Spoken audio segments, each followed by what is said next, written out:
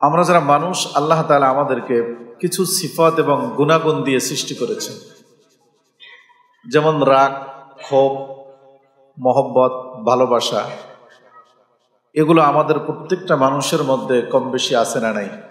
আচ্ছা, তো এই যে রাগ, ক্ষোভ, মহব্বত, ভালোবাসা, এই বিষয়গুলো যদি মানুষ আল্লাহর বিধান অনুযায়ী নিয়ন্ত্রণ করতে না পারে, তাহলে দুনিয়ার মধ্যে বিপর্যয় সৃষ্টি হয়। কি সৃষ্টি হয়?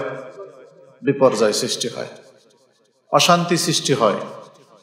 এজন্য আল্লাহ রাব্বুল আলামিন পৃথিবীর সকল মানুষকে এই বিষয়গুলোর নিয়ন্ত্রণ করার জন্য বিভিন্ন সময় আমাদেরকে কোরআনুল কারীমের বিভিন্ন আয়াত আল্লাহ জরুরি হেদায়েত প্রদান করেছেন। এই আয়াতের মধ্যে আল্লাহ তাআলা বলেন, যদি কোনো মানুষের উপরে জুলুম করে, অত্যাচার করে,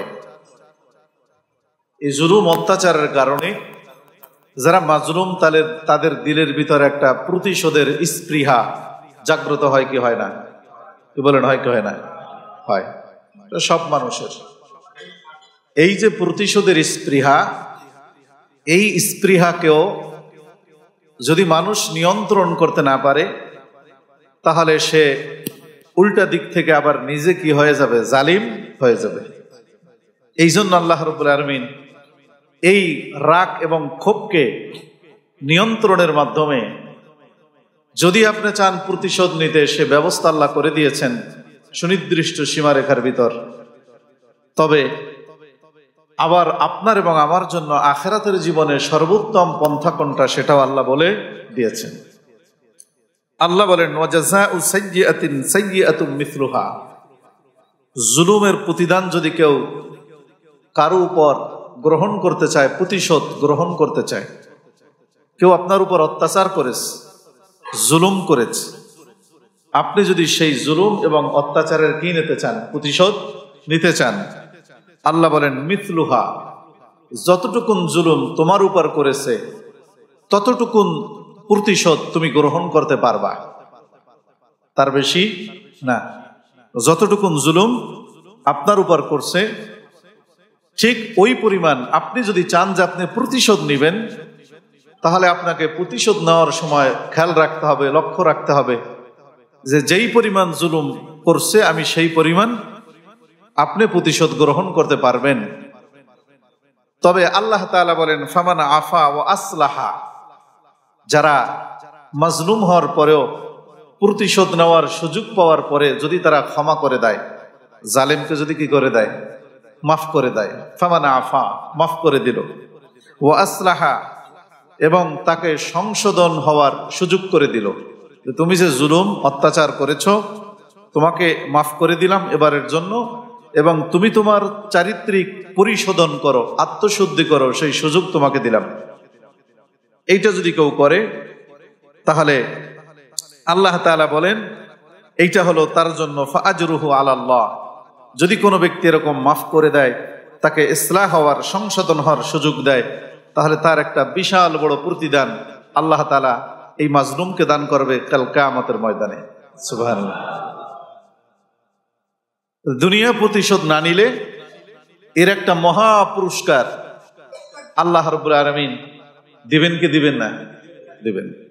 এটা হলো মাজলুমের ব্যাপারে আল্লাহর হেদায়েত, যে তুমি যদি মাজলুম হও, অত্যাচারিত হও, নিপীড়িত হও, নির্যাতিত হও, লাঞ্ছিত হও আর বঞ্চিত হও, তুমি যখন সেই অত্যাচার আর জুলুম নির্যাতনের সুযোগ নেওয়ার সময় পাবা, সুযোগ আসবে, তুমি যদি তাকে প্রতিশোধ নিতে চাও, তাহলে ওই পরিমাণ নাও যেই পরিমাণ তোমার উপরে জুলুম করা হয়েছিল। আর যদি তুমি মাফ করে দাও, তাহলে তোমার একটা বিশাল বড় প্রতিদান কার কাছে আছে? আল্লাহর কাছে আছে। এরপর আল্লাহ তাআলা বলেন, আর যারা জালিম, যারা অত্যাচার করেছো, তারা এখন মনে মনে ভাববা যে ঠিক আছে, আমরা অত্যাচার জুলুম করছি, হুজুর সবাই আমাকে মাফ করে দিক, আমরা আবার সুযোগ পেলে আবার জুলুম করব। কি বলেন? এখন মাফ করে দিবে, আবার সুযোগ পেলে আবার জুলুম করবেন, এই মানসিকতা না। তাদের ব্যাপারে আল্লাহর হেদায়েত আছে। আল্লাহ তাআলা বলেন, ওয়ালামান ইনতাসারা বা'দা যুলমিহি, আল্লাহ তাআলা বলেন ইন্নাহু লা ইউহিব্বুজ জালিমিন, তাদের ব্যাপারে আল্লাহ বলেন যে নিশ্চয়ই যারা জালিম তাদেরকে আল্লাহ তাআলা কোশ্চিনকালও কি করেন না, পছন্দ করেন না। আল্লাহ তাদেরকে কি করেন না, ভালোবাসেন না। আল্লাহর মহব্বত, আল্লাহ তাআলার রহমত থেকে জালিম সম্প্রদায় দুনিয়ায়ও বঞ্চিত হয় আর আখিরাতেও কি হয়, বঞ্চিত হয়। এটা হলো সূরা আশ-শূরার 40 নম্বর আয়াত এর সারমর্ম। 41 নম্বর আয়াত আল্লাহ বলেন ওয়ালা মান ইনতাসারা বা'দা যুলমিহি, তবে যদি কোনো মানুষ প্রতিশোধ নেয়, যদি ক্ষমা না কইরা যে আমি আখিরাতে সওয়াব পাবো, অন্য অন্য বহুত ইবাদত বন্দেগীর রাস্তা আছে সেইটা করব, কিন্তু আমি জালিমরে ক্ষমা করব না, প্রতিশোধ নিব, আল্লাহ বলেন সেটা তার অধিকার আছে। কারণ তুমি যখন অত্যাচার করছিলে তখন খবর ছিল না যে এই খড়ক যখন আমার উপর চাপাবে, এই আইন যখন আমার উপর চাপাবে, এই স্টিম রোলার যদি আমার উপর চাপায় তখন আমার কি অবস্থা হবে? অন্যের সন্তানের উপরে তুমি অত্যাচার চালাইছো, তোমার সন্তানের উপর যখন চলবে তখন কেমন লাগবে, সেই মজাও তো তোমার দুনিয়ায় দেখার দরকার আছে কিছুটা। সেই ব্যাপারে আল্লাহ বলেন ওয়ালা মান ইনতাসারা, যদি কোনো মানুষ প্রতিশোধ গ্রহণ করে বা'দা যুলমিহি, অত্যাচারের পরে, অত্যাচারিত হওয়ার পরে, তাহলে ফাউলাইকা মা আলাইহিম মিন সাবিল, আল্লাহর পক্ষ থেকে তাকে কাল কিয়ামতের ময়দানে আসামি বানানো হবে না। আল্লাহ তাকে বলবেন না যে তুমি কেন প্রতিশোধ নিয়েছিলা, কারণ এইটা তার জন্য কি ছিল, বৈধ ছিল। যতটুকুন সে জুলুমের শিকার হয়েছে, ধরেন আপনার 10 টাকার উপর অত্যাচার করছে, 10 টাকা কেউ মাইরে খেয়েছে, আপনি এখন তার কাছ থেকে 10 টাকা নিয়ে নিতে পারবেন। এইটা যদি আপনি নেন, মাফ না কইরা নিয়ে নেন, এখন কিয়ামতের ময়দানে আল্লাহ আপনাকে আসামি করবেন না, যেহেতু আপনি যতটুকুন অত্যাচারিত হয়েছিলেন ততটুকুন কি নিছেন, বদলা নিয়েছেন। আল্লাহ বলেন ফাউলাইকা মা আলাইহিম মিন সাবিল, তাদের উপরে আল্লাহর কোনো অভিযোগ থাকবে না।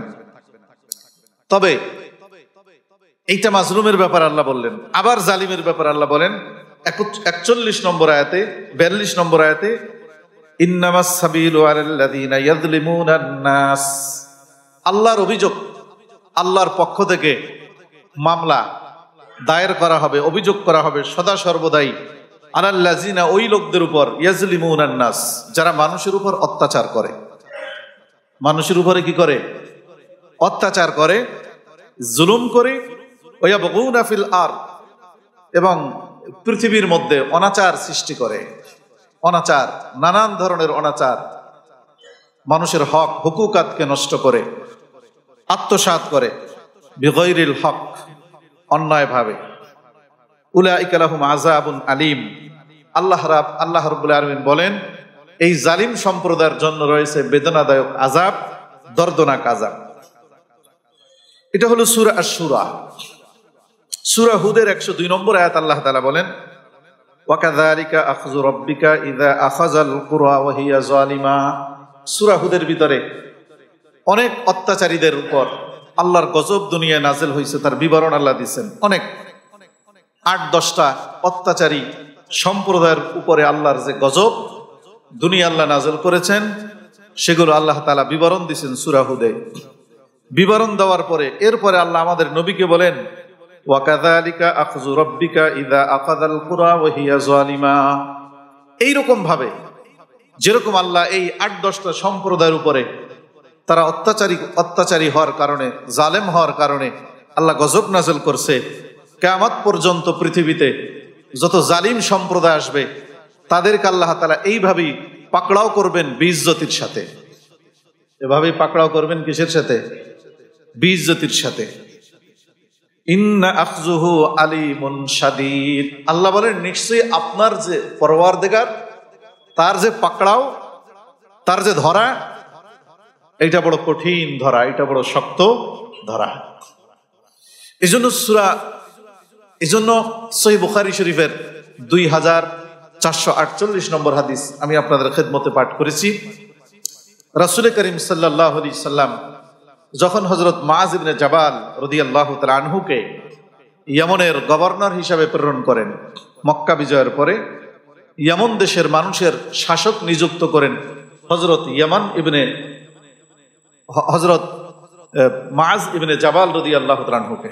তখন নবীজি তাকে জরুরি কিছু হেদায়েত দিয়েছিলেন যে শোনো মুআয, আমি তো তোমাকে একটা জনগোষ্ঠীর উপরে শাসক হিসাবে নিযুক্ত করে পাঠাচ্ছি। খবরদার খবরদার, তাদের সাথে তুমি কি কি আচরণ করবা সেই জরুরি হেদায়েতের মধ্যে নবীজি সর্বশেষ বলেন যে মাস, হুঁশিয়ার, সাবধান থেকো, ইত্তাকি দাওয়াতাল মাজলুম, খবরদার খবরদার, তুমি যত বড় শাসক হও না কেন, শাসনকর্তা হও না কেন, সদা সর্বদা তুমি মাজলুমের বদদোয়াকে সবসময় ভয় পাবা। মাজলুমের বদদোয়াকে কি পাবা?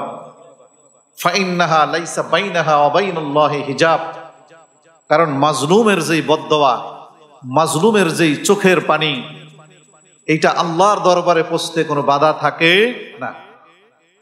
এই জন্য মাজলুমের বদদোয়াকে খুব বেশি ভয় পাবে মুআয ইবনে জাবাল, কারণ এই পৃথিবীতে অনেক বিশাল বড় বড় শক্তিশালী শাসকদের তখতে তাউসকে কেবলমাত্র মাজলুমের চোখের পানি এমন ভাবে ভাসিয়ে দিছে, একেবারে সমুদ্রের গভীর তলদেশে তারা পৌঁছে গেছে, আর জীবনে কোনোদিন ওই শাসন কার্যের উপরে আইসা বসতে পারে নাই। সূরা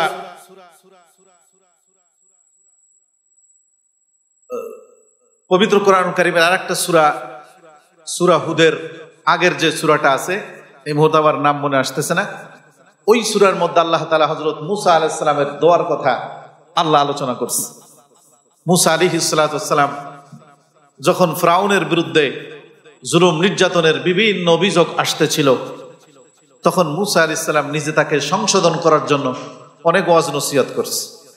কিন্তু বাস্তবতা হলো, মানুষ যখন ক্ষমতাধর থাকে তখন সদ উপদেশ, ভালো কথা, এটা তাদের কানের ভিতরে ঢুকে না। কানের ভিতরে মোটা পর্দা লাগানো থাকে যখন ক্ষমতা থাকে, পাওয়ার থাকে।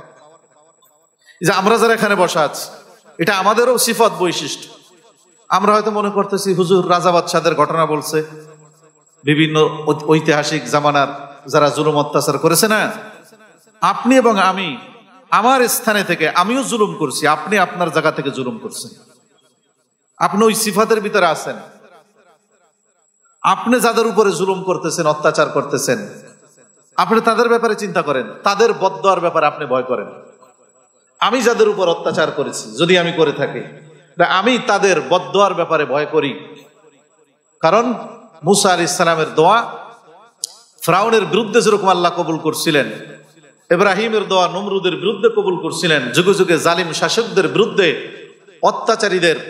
অত্যাচারিতদের দোয়া আল্লাহ যেভাবে কবুল করছে, আপনার আমার বিরুদ্ধেও তো সেইভাবে একইভাবে আল্লাহ যদি দোয়া কবুল করে, তাহলে আপনি এবং আমি যেই পজিশনে আছি, যেই পদ নিয়ে আছি, আপনার আমারও তো সেই পজিশন আর পদ থেকে আল্লাহ বিজ্জতির সাথে পাকড়াও করবে।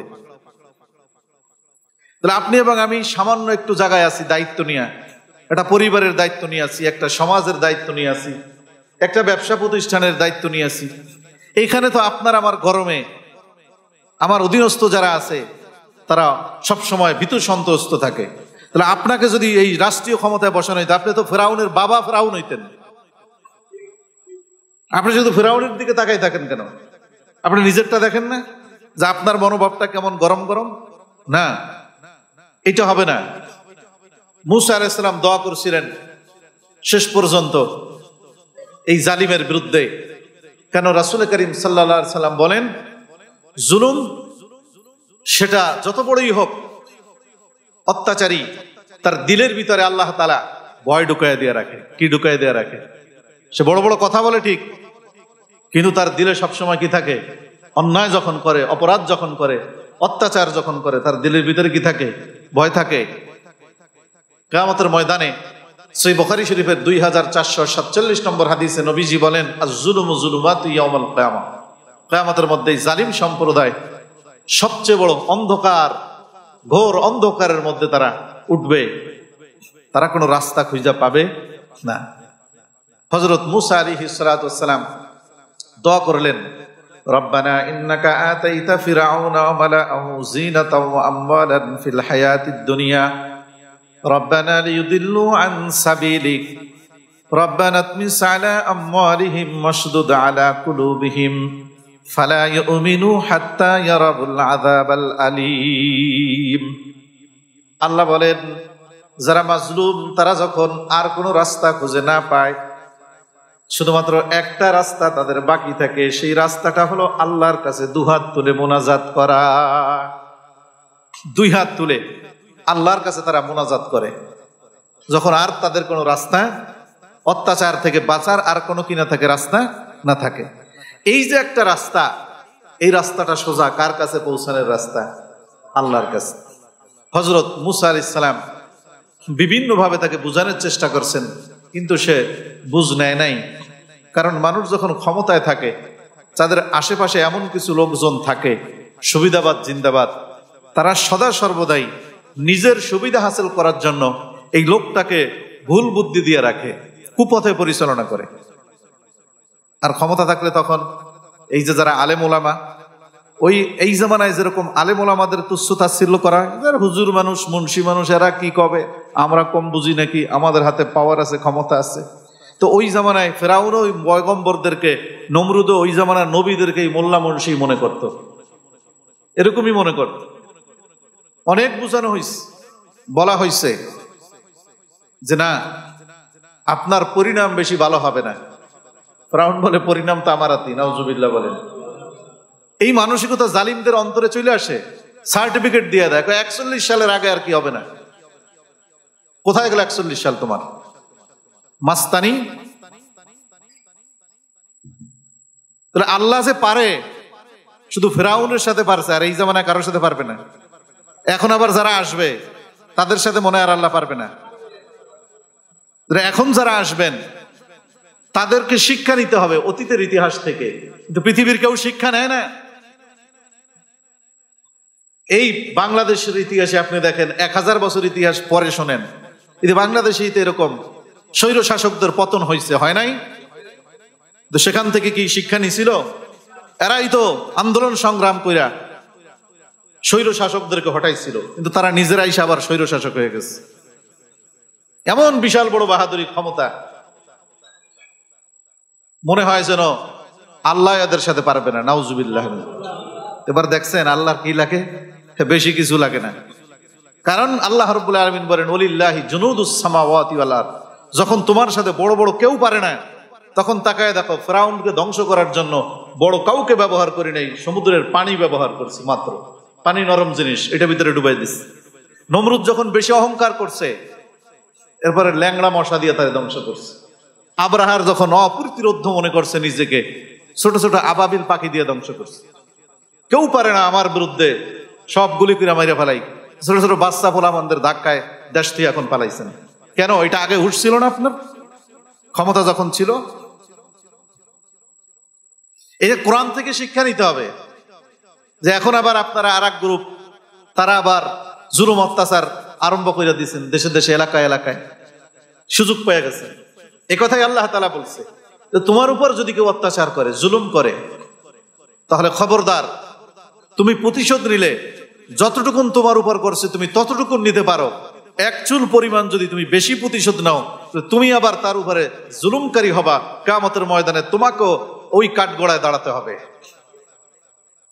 তিরমিজি শরীফের 2420 নম্বর হাদিস, নবীজি বলেন, ক্বালা রাসূলুল্লাহ সাল্লাল্লাহু আলাইহি ওয়াসাল্লাম, লা তুআদ্দান্নাল হুকুকু ইলা আহলিহা। কাল কিয়ামতের ময়দানে সকল মানুষের হককে আল্লাহ তাআলা কি করবেন? আদায় করে দিবেন। একজন জুলুম করেছে আপনার উপর, আর আপনি মনে করবেন যে এখন তার উপরে আমি যা মন চায় তা করব, না, তা হবে না। যতটুক করছেন আপনি ততটুক করতে পারবেন। আপনার 10 টাকার ক্ষতি করছে, আপনি যদি 11 টাকা করেন, কিয়ামতের ময়দানে আপনি জালিমের তখতের উপর আপনাকে দাঁড়াতে হবে, আসামির কাঠগড়ায়। ওই 1 টাকার বদলা আপনার থেকে নিয়ে ওই জালিমকে আল্লাহ সেটা প্রতিশোধ দিয়ে দিবে। এই জন্য তিরমিজি শরীফের হাদিসে নবীজি বলেন, এমনকি প্রাণীরা, চতুষ্পদ প্রাণী, তারা যে অত্যাচার করে একটার উপর আর একটা, এইটাও কাল কিয়ামতের ময়দানে বিচার হবে। কত বড় কঠিন কথা! শুধুমাত্র জুলুম, দেখেন এটা কত ভয়াবহ। আর কোনো হিসাব হবে না। ভেড়া, বকরি, ছাগল, হাঁস, মুরগি, ওদের নামাজ, রোজা, হজ, জাকাত, চুরি, ডাকাতি, জেনা, ব্যভিচার, হারাম হালাল, কোনো বিচার হবে না। কিন্তু একটা জিনিসের কি হবে?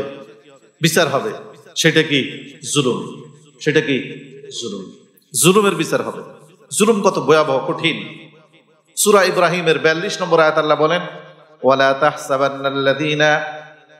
তাহসাবান্নাল্লাযীনা গাফিলান আম্মা ইয়ামালুজ জালিমুন। হে নবী, আপনি কি মনে করেছেন যারা অত্যাচার করে, জুলুম করে, তাদের ব্যাপারে আল্লাহ গাফেল, বেখবর? আল্লাহ কোশ্চিনকালও গাফেল নয়, বেখবর নয়। ইন্নামা ইউআখিরুহুম লিয়াউমিন তাশখাসু ফীহিল আবসার। জুলুম অত্যাচার করার পরও আল্লাহ একটা সুনির্দিষ্ট সময় পর্যন্ত সুযোগ দেন, ঢিল দেন। ইউআখিরুহুম, রশি ঢিল দেন। ঢিল দিতে দিতে দিতে দিতে আল্লাহ দেখেন কে কত দূর পর্যন্ত পৌঁছছে।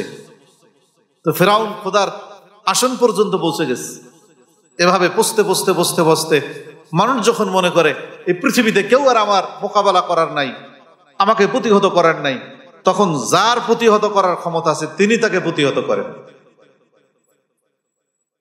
তো এই হাদিসের মধ্যে নবীজি বলেন যে একটা বকরি দুনিয়ার মধ্যে শিংওয়ালা ছিল, শিংওয়ালা।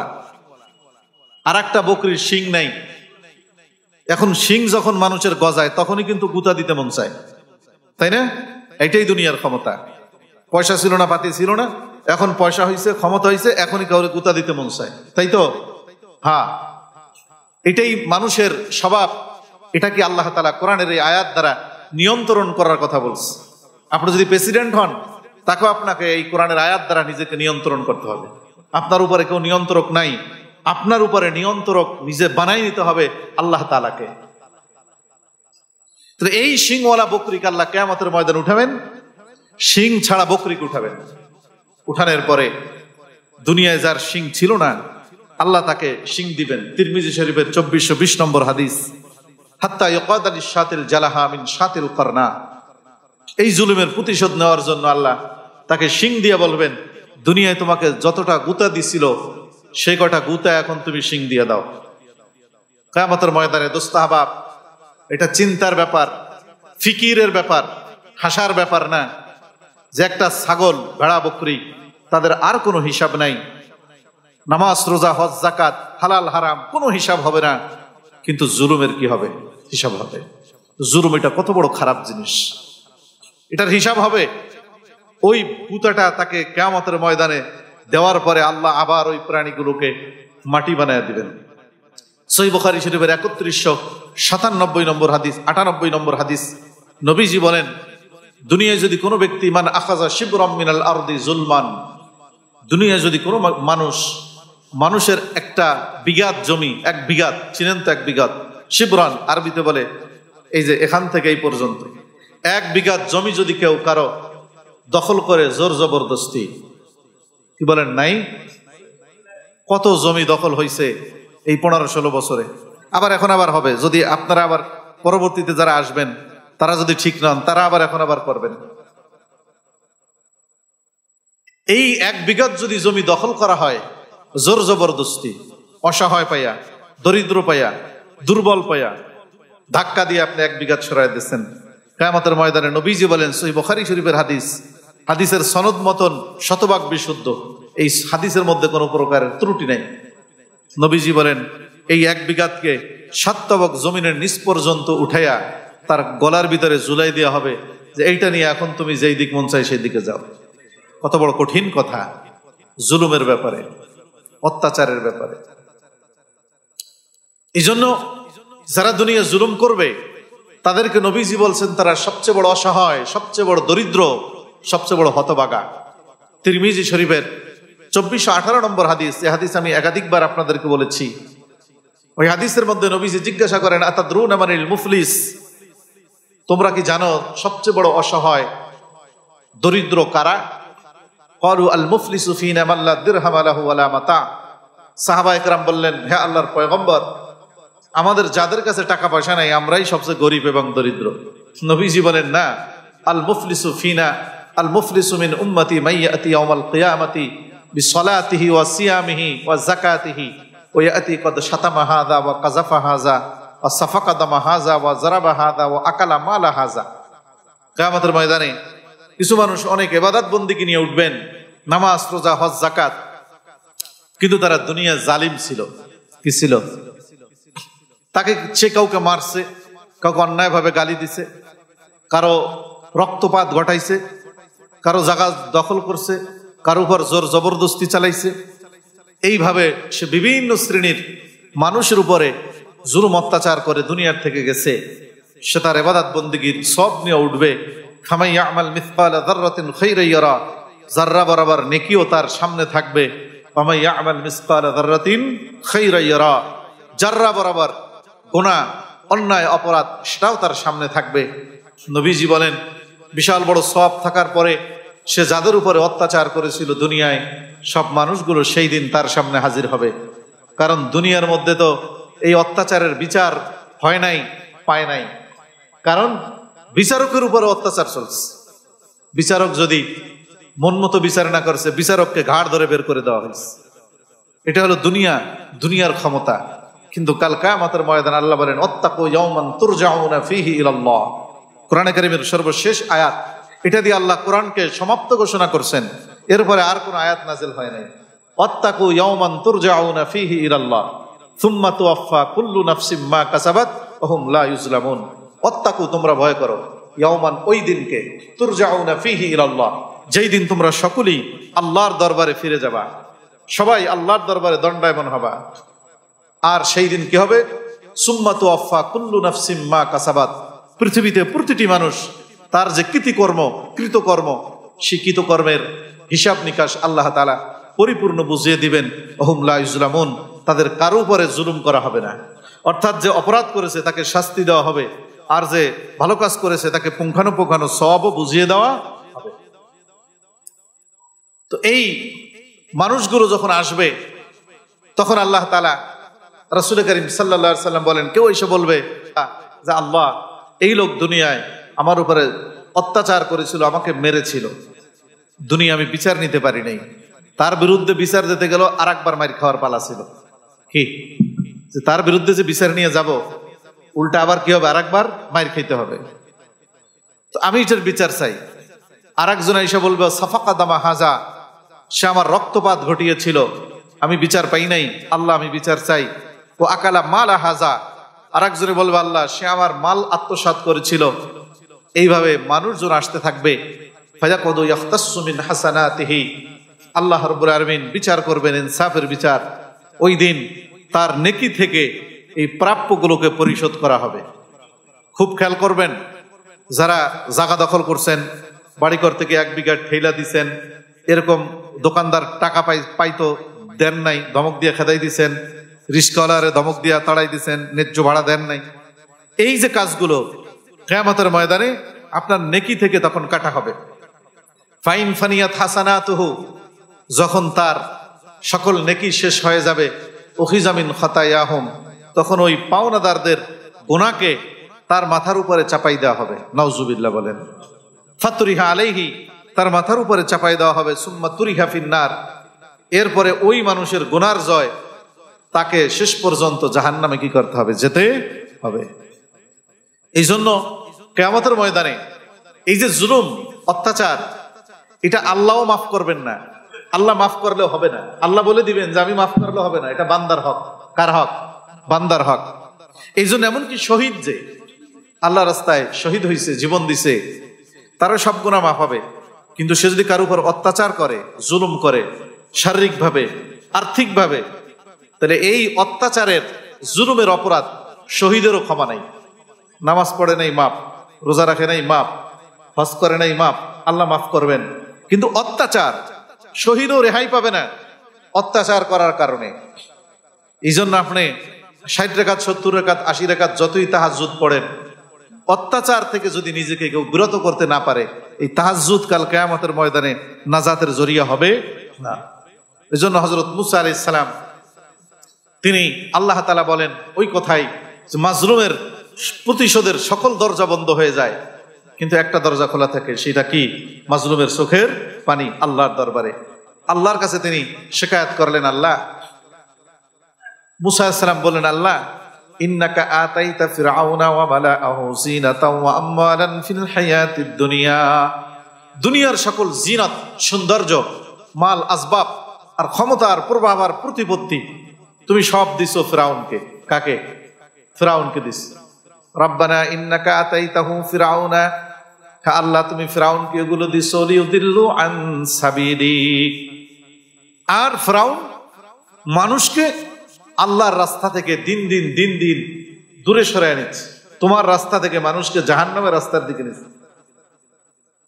হে আল্লাহ, অতমিস আলা আমওয়ালিহিম মাশদুদ আলা কুলুবিহিম ফালা ইউমিনু হাত্তা ইয়ারাবুল আযাবাল আলীম।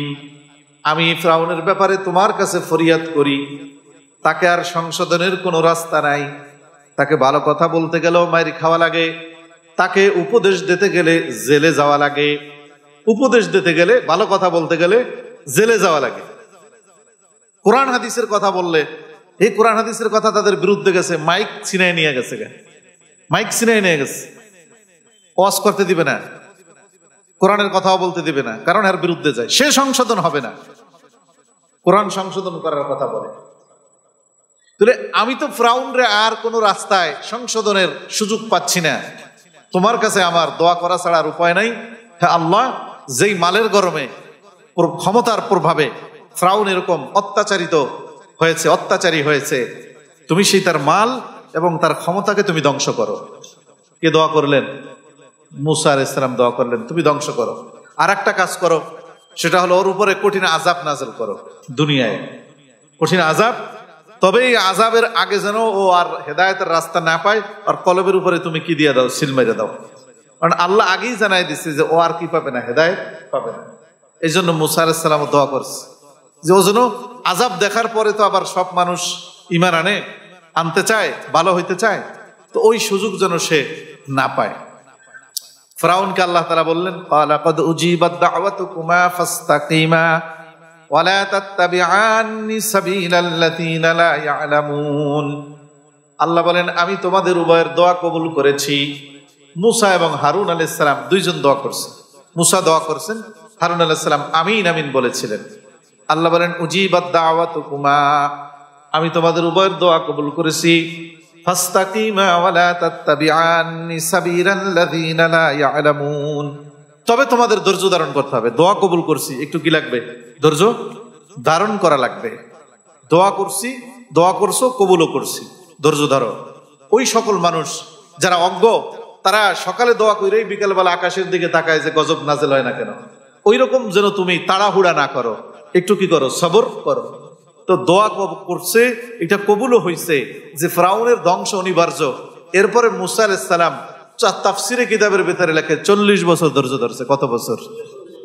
40 বছর ধৈর্য ধরছে। 40 বছর দোয়াও করা যায় নাই।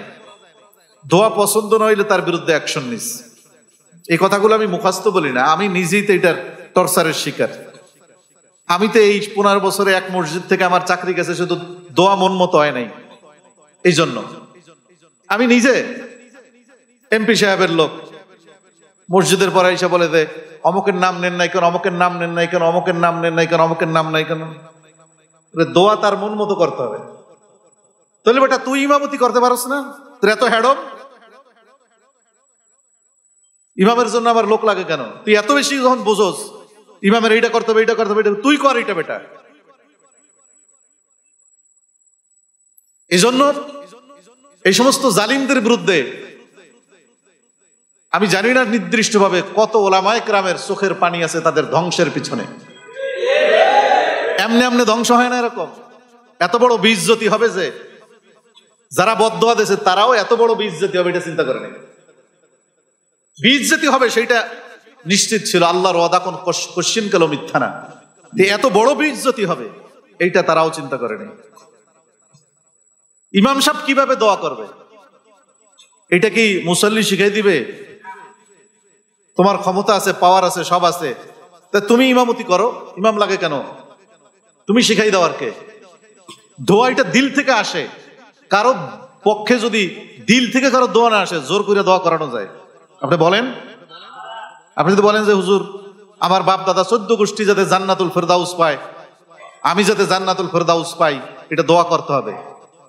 তো এখন তো বেচারা ইমাম সাহেব চাকরি বাঁচানোর জন্য মুখে দোয়া করবে, কিন্তু সে তো জানে যে আপনি কোন থার্ড ক্লাসের মানুষ, যে এরকম হাজারো ইমাম আল্লাহর কাছে কইলো তো আল্লাহ আপনারা বেস্ত দিবে না।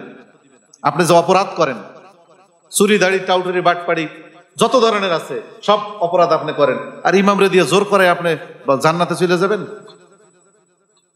এই জন্য এই সংস্কৃতি থেকে দুস্তাহবাব আমাদের শিক্ষা নিতে হবে।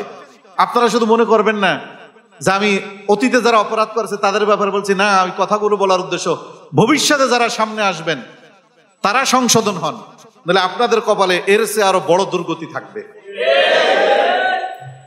একই সমাজে আমরা বসবাস করব, একে অপরের প্রতি ভাই ভাই ইনসাফ করতে হবে। একজনে অন্যায় জুলুম করছে আপনার উপর, এখন সে ওই দলের লোক দেখে আপনি তারে মারবেন, এটা কিন্তু জায়েজ হবে না। এটা জায়েজ হবে? এটা হারাম।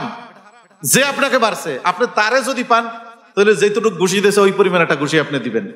তো যে মারছে সে তো এলাকায় নাই, এখন তার সাথে চলতো ফেরতো করতো, এই জন্য আপনি তারে যদি মাইর দিয়ে দেন, এটা কি হবে না? বৈধ হবে না। বাচ্চা হারুনুর রশিদ রহমতুল্লাহ আলাইহি, উনি ওনার সন্তানকে একজন গালি দিছে, বাচ্চার ছেলে তাকে গালি দিছে। এখন বাদশা তার জরুরি মিটিং ডাকছে মন্ত্রীদেরকে নিয়ে, যে মন্ত্রী মহোদয় তোমরা বলো আমার ছেলেকে তার মা তুইলা গালি দিছে, এটার কি বিচার হওয়া উচিত। এখন মন্ত্রীরা বাদশাকে খুশি করার জন্য গুলিস্তা কিতাবে ঘটনা লিখছে। মন্ত্রীরা এক একজন পরামর্শ দিচ্ছে সবাই বাদশাকে খুশি করার জন্য। এটা আমাদের সংস্কৃতি, এটা থেকে বের হয়ে আসতে হবে। যে বাদশাকে বলে, বাদশা ওর বাপের চাকরি খাইয়া দেন, কারণ সে তার সেপাহী ছিল, একজন বাদশার সেপাহীর ছেলে বাদশার ছেলেকে গালি দিচ্ছে। আর একজনে বলে যে ওরেও ফাঁসি দেন, ওর বাপরেও ফাঁসি দেন। দেখছেন? আর একজনে বলে যে এলাকা থেকে বিতাড়িত করেন। তখন বাদশা দেখলো যে সর্বনাশ, এরা তো সবাই আমাকে খুশি করার জন্য আমাকে জালিম বানায় দিবে, কারণ শরীয়তে কি সে অনুমতি দেয়? একটা গালি দিতে এই জন্য আর বাপেরও চাকরি খাওয়া যাবে? তারও ফাঁসি দেন, তার বাপরেও ফাঁসি দেন। এইরকম বুদ্ধিজীবী থাকে বর্তমান জামানার যারা নেতা রাজা বাদশা তাদের আশেপাশে। এই বুদ্ধিজীবীরাই তাদেরকে ধ্বংস করে, তারাই তাদেরকে ধ্বংস করে।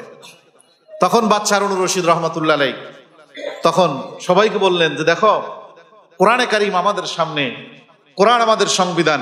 কোরআন এই আয়াতের ভিতরে এই আয়াত পড়ছেন, ওয়াজাযাউ সাইয়্যাতিন মিসলুহা, যে আমার সন্তান তাকে যে গালি দিছে তার বিচার হলো, আমার সন্তান যদি প্রতিশোধ নিতে চায়, সন্তানকে বলল তুমিও ওই সেপাহীর সন্তানকে তা ওই যা বইলা তোমাকে গালি দিয়েছে তুমি একটা গালি দিয়ে দাও, এইটা সর্বোচ্চ তোমার বিচার। আর যদি ফামানা আফা ওয়া আসলাহা ফাআজরুহু আলাল্লাহ, তুমি যদি সেই সেপাহীর সন্তানকে মাফ করে দাও, তাহলে প্রতিদান পাবা আল্লাহর দরবারে। তবে প্রথমটা আমার বিচার বাদশা হিসাবে যে তুমি ওই পরিমাণ গালি দাও, দ্বিতীয়টা আমার পিতা হিসাবে নসিহত যে তুমি তাকে মাফ করে দাও, কারণ এই সওয়াবটা তুমি আল্লাহর কাছ থেকে নিও। এজন্য দোস্ত আহবাব, আমরা যেন অত্যাচারী না হই, জুলুম যেন আমরা কারো উপর না করি, তাহলে আমাদেরও পরিণাম ওইটাই হবে যেটা মুসার বদ্দয় ফিরআউনের উপর হয়েছিল না? তার বিশাল বড় সেনাবাহিনী, অপ্রতিরোধ্য, পৃথিবীতে কেউ নাই তার মোকাবেলা করার। তখন আল্লাহ তাআলা তাকে সেই নীল দরিয়ার পাড়ে নিয়ে, নীল দরিয়ার ভিতরে আল্লাহ তাআলা কি করছেন, ওয়াজাওয়াজনা বিবানি ইসরাঈল আল বাহরা ফাআতবাহুম ফিরআউন ওয়া জুনুদুহু, ফিরআউন এবং তার সকল সৈন্য সমান্তর্ক নিয়ে আল্লাহ তাআলা ডুবাই দিয়েছেন। তখন সে বলছিল আমি ঈমান আনয়ন করেছি, আমানা বনি ইসরাঈল, বনি ইসরাঈলরা যেই রবের উপর ঈমান আনছে আমিও তার উপর কি করছি, ঈমান আনয়ন করেছি। আল্লাহ বলে জিবরিল মুখের ভিতরে কাদা ঢুকায় দেয়। 600 বছর পর্যন্ত ভালো হয় নাই, এখন আসছি ঈমান আনতে, এখন তো ঈমান আনার টাইম না, এখন তো ভাগার টাইম। অতএব ভাগার টাইমে ভালো ভালো কথা বললে এটা আর জাতির কাছে গ্রহণযোগ্য হয় না। অতএব ধ্বংসের আগে কোরআনের হেদায়েত গ্রহণ করতে হবে। এটা পৃথিবীর কোন এক দলের জন্য আল্লাহ কোরআন নাযিল করে নাই, কোন একটা গোষ্ঠীর জন্য আল্লাহ কোরআন নাযিল করে নাই। আলিফ লাম মিম যালিকাল কিতাব হুদাল লিল মুত্তাকিন শাহরু রমাদান আল্লাযী উনজিলা ফীহিল কুরআন হুদাল লিন নাস। বিশ্ব মানবতার জন্য আল্লাহ কোরআন নাযিল করেছে। অতীতে যারা আমরা ভুল করেছি, আমরাও এই কোরআনের কাছ থেকে শিক্ষা নিয়ে তওবা করব। ভবিষ্যৎ জীবনে যেন আমরা কার উপরে জুলুম না করি। ভবিষ্যৎ জীবনে যারা আমরা ক্ষমতা পাবো, আল্লাহ যাদেরকে আমাদেরকে বিভিন্ন পর্যায়ের সমাজের আল্লাহ আমাদেরকে দায়িত্ব দিবেন, আমরা যেন জুলুম না করি, আমরা যেন অতীত থেকে শিক্ষা নেই, কোরআন থেকে শিক্ষা নেই। আল্লাহ আমাদের সকলকেই কোরআনের হেদায়েতের উপর অটল এবং অবিচল থেকে মৃত্যু পর্যন্ত ইনসাফের পক্ষে চলার তৌফিক দান করুক।